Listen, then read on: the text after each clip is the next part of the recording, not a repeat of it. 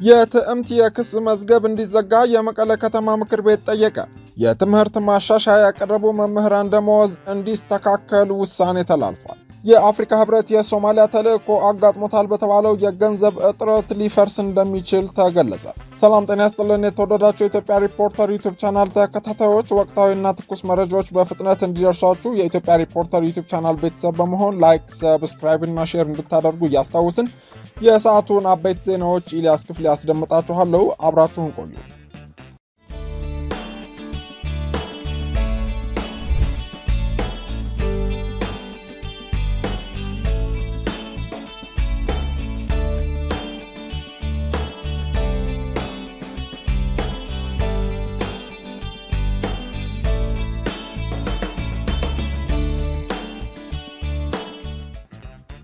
የትምህርት ማሻሻያ ያቀረቡ መምህራን ደመወዝ እንዲስተካከል ተወሰነ። የትምህርት ማሻሻያ ያቀረቡና የሶስት እርከን ጭማሪ እንዲያገኙ የተደረጉ መምህራን የደመወዝ ማሻሻያ እንዲደረግላቸው የአዲስ አበባ ከተማ አስተዳደር የፐብሊክ ሰርቪስ እና የሰው ሀብት ልማት ቢሮ መመሪያ አስተላልፏል። በሀገር አቀፍ ደረጃ ከነባሩ የሥራ ምዘና ስርዓት ወደ ነጥብ የሥራ ምዘና በተደረገው የመምህራን ሽግግር መሠረት ከሐምሌ 1 ቀን 2011 ዓ.ም ጀምሮ የከፍተኛ መምህር 2 እና 3 ደረጃ በመታጠፉ ምክንያት የ3 እርከን ጭማሪ እንዲያገኙ የተደረጉት መምህራን የትምህርት ማሻሻያ ሲያቀርቡ በትይዩ ወደሚቀጥለው ሳይክል ውስጥ ቢገቡም ምንም አይነት የደመወዝ ማስተካከያ ለመደረጉ ቅሬታ ማስነሳቱ ታውቋል። ቅሬታው የተነሳው የሥራ ክብደት ምዘና ሥራ ላይ ከመዋሉ ቀደም ብሎ የመምህራን ደረጃ እድገት መሰላል 9 እንደነበርና ከሥራ ክብደት ምዘና በኋላ ግን ለመምህራን ተጠቃሚነት ሲባል ደረጃው 7 ከመሆኑ ጋር ተያይዞ ነው የተባለ ሲሆን የትምህርት ማሻሻያና ትይዩ የደረጃ እድገት ችግርም በመምህራን ላይ መፈጠሩ ታውቋል። ይህንንም ቅሬታ በማንሳት በኢትዮጵያ መምህራን ማህበር በኩል ለቀረበው ጥያቄ የፌዴራል ሲቪል ሰርቪስ ኮሚሽን ነሐሴ 30 ቀን 2017 ዓ.ም ትምህርታቸውን ላሻሻሉ መምህራን የትይዩ ሽግግር አሰራርን በተመለከተ ያስተላለፈውን ሰርኩላር የክልልና የከተማ አስተዳደሮችም እንዲደርሳቸው መደረጉን በመግለጽ በአዲስ አበባ ከተማ አስተዳደር ደረጃ ሰርኩላሩ ለሚመለከታቸው መምህራን ውሳኔ ተሰጥቷል የተባለው። በዚህም ይህ ሰርኩላር የሚመለከታቸው መምህራን በሀገር አቀፍ ሥራ ምዘናና ደረጃ አወሳሰን መሠረት ከሐምሌ 1 2011 ጀምሮ በተደረገው ሽግግር ከጥር 2012 እስከ ጥር 2017 ድረስ ቀጥታ ወደ ከፍተኛ መምህር 2 እና 3 ደረጃ ለማድረግ በሂደት ላይ እያሉ 2 ደረጃው የታጠፈባቸውና ወደ ጎን 3 እርከን ክፍያ ለተፈጸመላቸው እንዲሁም ከዚህ ጥቅም በኋላ የትምህርት ማሻሻያ ላቀረቡት መምህራን ብቻ ይሆናል ተብሏል። ከሐምሌ 1 ቀን 2011 ጀምሮ በተደረገው ሽግግር ከጥር 2012 እስከ ጥር 2014 ድረስ የ3 እርከን ጭማሪ ያገኙ መምህራን በሁለተኛ ዲግሪ ትምህርታቸውን አሻሽለው ከ9ኛ እስከ 12ኛ ክፍል በሁለተኛ ደረጃ ትምህርት ቤት ከተመደቡ በደረጃ 17 ከፍተኛ መሪ ላይ በመሆን ከመነሻው ወደ ጎን የ3 እርከን ክፍያ ብር 15340 ሳይበልጥ ከመስከረም 1 ቀን 2018 ዓ.ም ጀምሮ እንዲፈጸምላቸው እንዲደረግም ተወስኗል። በተጨማሪም ከሐምሌ 1 ቀን 2011 ዓ.ም ጀምሮ በተደረገው ሽግግር ከጥር 2012 እስከ ጥር 2014 ድረስ የ3 እርከን ጭማሪ ያገኙ መምህራን ከዲፕሎማ ወደ መጀመሪያ ዲግሪ ትምህርት በማሻሻል የደረጃ ለውጥ ያመጡት የከፍተኛ መሪ መምህራን ወደ ደረጃ 16 በትይዩ ስለሚሻገሩ በመጀመሪያ ደረጃ ከ1ኛ እስከ 8ኛ ክፍል ተመድበው ሲሰሩ ከመነሻው ወደ ጎን የ3 እርከን ጭማሪ ሳያልፍ ከመስከረም 1 ቀን 2018 ዓ.ም ጀምሮ ብር 13998 እንዲፈቀድላቸው ውሳኔ ተሰጥቷል። ከላይ የተዘረዘሩትን የመምህራን የትምህርት ማሻሻያ ደመወዝ በአዲስ አበባ ከተማ አስተዳደር የመንግስት ሰራተኞች የሥራ መደቦች ምዘና ደረጃዎች ምደባና የደመወዝ ስኬል መሰረት እንዲፈጸም የተወሰነ ስለመሆኑም የቢሮ መረጃ ያመለክታል። የትዕምት የክስ መዝገብ እንዲዘጋ የመቀሌ ከተማ ምክር ቤት ጠየቀ። የትግራይ መልሶ ማቋቋም ድርጅት ወይም ትዕምት በባለአደራ ቦርድ እየተመራ የሚገኝ ሲሆን በቀድሞ የቦርዱ ሰብሳቢ አቶ ቴዎድሮስ ሀጎስ የሚመራው የትዕምት ባለአደራ ቦርድ አመራር በትዕምት ስም የተካሄደው የምክር ቤት ጉባኤ ሕገ ወጥ ነው፣ በጉባኤው የተመረጠው በዶክተር አብርሃም ተከስተ የሚመራ ቦርድ በተቋሙ ላይ እያካሄደ የሚገኘው እንቅስቃሴም ሕገወጥ መሆኑ ተጣርቶ ይታገድልኝ ሲል ለፍትህ ቢሮ አቤቱታ ማቅረቡ አይዘነጋም። የክልሉ ፍትህ ቢሮም አቤቱታውን ተቀብሎ የእግድ ውሳኔ ማሳለፉም ይታወሳል። ተቋሙ ከ2012 ዓ.ም በኋላ የራሱን ምክር ቤት ጉባኤ አለማካሄዱን ጠቅሶ ከ2015 ዓ.ም አጋማሽ እስከ 2017 ዓ.ም ድረስም ጉባኤውን ማካሄድ ቢኖርበትም ካለምንም ተጨባጭ ምክንያት አለማካሄዱን ገልጿል። በተቋሙ መተዳደሪያ ደንብ አንቀጽ 10 ንዑስ አንቀጽ 1 መሰረት የተቋሙ የበላይ ስልጣን ያለው የትዕምት ምክር ቤት ቢሆንም በቀድሞው የቦርድ ሰብሳቢ አቶ ቴዎድሮስ ሀጎስ የሚመራው ቦርድ ጉባኤ ላይ እንዲሳተፍ ጥሪ ቢቀርብለትም ፈቃደኛ ሳይሆን በመቅረቱ ሌሎች አመራሮች መመረጣቸውንም ምክር ቤቱ ጠቁሟል። ተቋሙ የሕዝብ ሀብት እንደመሆኑ እንዲሁም ካለፈው ጦርነት እያገገመ በመሆኑ ችግሮችን በተቻለ ፍጥነት መፍታት ይገባ ነበር ያለው የከተማዋ ምክር ቤት ጉዳዩ በማይመለከታቸው አካላት እጅ ከመግባቱ በፊት ኃላፊነቱን ለመወጣት እንደሚገደድ አስታውቋል። በዚህ መሰረት ጉዳዩን የትዕምት ምክር ቤት ጣልቃ ገብቶ እንዲፈታውና የህዝቡ ድምፅ ቅድሚያ እንዲሰጠው ጥሪ አቅርቦ የክስ ሂደቱ ተቋርጦ ፋይሉ እንዲዘጋ ሲልም ጠይቋል።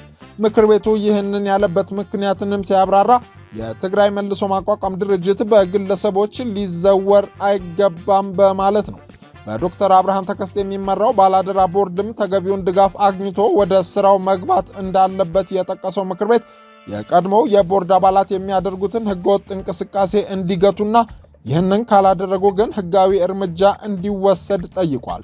የተቋሙ ምክር ቤት ከ2 ወራት በፊት ባካሄደው 17ኛ ጉባኤ ደንብና መመሪያው በሚፈቅደው አሰራር መሰረት ባላደራ ቦርዱ በዶክተር አብርሃም ተከስተ እንዲመራ መወሰኑን ገልጾ የተቋሙ አመራሮችና ሌሎች ሰራተኞች ከኃላፊነታቸው ከተነሱት የቀድሞ አመራሮች ጋር ደንብን የጣሰ ግንኙነት እንዳይኖራቸው እንዲሁም ማንኛውንም ትዕዛዝ እንዳይቀበሉ ውሳኔ መተላለፉንና ለሚመለከታቸው አካላት በሙሉ በደብዳቤ እንዲያውቁ መደረጉን መግለጹ ይታወሳል። የአፍሪካ ህብረት የሶማሊያ ተልዕኮ አጋጥሞታል በተባለው የገንዘብ እጥረት ሊፈርስ እንደሚችል ተገለጸ። የሶማሊያ ፌዴራል መንግስት፣ የአፍሪካ ህብረት ኮሚሽን፣ የተባበሩት መንግስታት ድርጅትና የእንግሊዝ መንግስት በሶማሊያ የአፍሪካ ህብረት የድጋፍና ማረጋጋት ተልዕኮ ወይም ኤዩሶም በጋራ በመሆን ከፍተኛ የፋይናንስ ዝግጅት ውይይትን አካሂደዋል። በውይይታቸው ለሶማሊያ የጸጥታ ሽግግርና ለሶማሊያ የባለቤትነት መርህ የጋራ ቁርጠኝነትን አረጋግጠዋል የተባለ ሲሆን ዋና ግባቸው አልሸባብን በመዋጋት የህዝብ ማዕከላትን በመጠበቅ ዋና መንገዶችን በመጠበቅና የማረጋጋት ጥረቶችን በማጠናከር የሚገለጽ ነውም ተብሏል። ሶማሊያ በፕሬዝዳንት ሐሰን ሼህ ማህሙድ መሪነት የሀገሪቱ ጦር ከአፍሪካ ህብረት ወታደሮች ጋር በመሆን ከአልሸባብ ጋር የሚያደርገውን ትግል ለማስቀጠል ስልታዊ ግዛትን መልሶ ለመቆጣጠርና አስፈላጊ የመሰረተ ልማት አውታሮችን እንዲሁም መንገዶችን ለማስጠበቅ ውጤታማ ስራ ሰርቷል የተባለ ሲሆን በመንግስት የፋይናንስ አስተዳደር፣ የደሞዝ አከፋፈል ስርዓቶችና ግልጽነት እርምጃዎች ማሻሻያ፣ የእርቅና የመልሶ ማልማት እቅዶች፣ ከጎረቤቶችና ከቀጠናዊ ድርጅቶች ጋር ትብብርን ማጠናከር ሶማሊያን የሰላምና ትብብር ዋነኛ አጋር እንድትሆን ማድረግ አስችለዋልም ተብሏል። ይሁን እንጂ የተገኙት መሻሻልና ድሎች እንዳለ ሆነው በሶማሊያ የጸጥታ ሽግግር ላይ የሚጠበቀውን ያህል በቂ ፋይናንስ ካልተገኘ ከባድ ስጋቶች ተጋርጠዋል ሲሉ የአፍሪካ ህብረት፣ የመንግስታቱ ድርጅት እንዲሁም የሶማሊያና እንግሊዝ መንግስታት ተስማምተዋል። አስፈላጊው ድጋፍ ካልተገኘ በአልሸባብ ላይ የተገኘው ድል ሊቀለበስ እንደሚችል እንዲሁም ዋና የምርት አቅርቦት መስመሮችና ወደ መረጋጋት የተመለሱ አካባቢዎች በድጋሜ ለአደጋ የሚጋለጡበት ሁኔታ መኖር የማረጋጋትና የአስተዳደር ስራን እስከ ማቋረጥ ድረስ የሚደርስ ስጋት ተፈጥሯልም ብለዋል። የአፍሪካ ህብረት ኮሚሽን ሊቀመንበር ማህሙድ አሊ ዩሱፍ በሶማሊያ ያለው የጸጥታ ሁኔታ አሁንም ተጋላጭ እንደሆነና አልሸባብ አሁንም በሀገሪቱ ላይ ስጋት መፍጠሩን አስጠንቅቀው ዓለም አቀፍ አጋሮች ድጋፍ ቢያደርጉም አሁን ላይ $180 ሚሊዮን የገንዘብ እጥረት አጋጥሟል ብለዋል። የአፍሪካ ህብረት የአፍሪካን ቁርጠኝነት ለማሳየት ለሰላም ፈንድ የሚያደርገውን መዋጮ ወደ $20 ሚሊዮን በእጥፍ ጨምሯል። ሆኖም አስቸኳይ ሊተነበይ የሚችልና ዘላቂ የገንዘብ ድጋፍ ከሌለ በከፍተኛ ጥረት የተገኙ ስኬቶች ሊቀለበሱ ይችላሉ በማለትም ሊቀመንበሩ አሳስበዋል። የገንዘብ እጥረቱ የተልዕኮውን ቀጣይነት ጥያቄ ውስጥ የከተተም ሲሆን የግብፅ ወታደሮችን በሚቀጥሉት ሳምንታት ወደ ሶማሊያ ሊላኩ ነው ተብሏል። የአፍሪካ ህብረት ባለስልጣናት ይህ የገንዘብ ክፍተት በአፋጣኝ ካልተሞላ ተልዕኮ መፈራረስና መቋረጥ ሊገጥመው እንደሚችልም ስጋታቸውን ገልጸዋል። የሶማሊያ ፌዴራል መንግሥት የአፍሪካ ህብረት ተልዕኮ ስኬት የሶማሊያ ብቻ ሳይሆን ለቀጠናዊና ዓለም አቀፋዊ ደህንነት ማዕከል መሆኑን አጽንዖት በመስጠትም ትብብር እንዲደረግ ወትውታለች።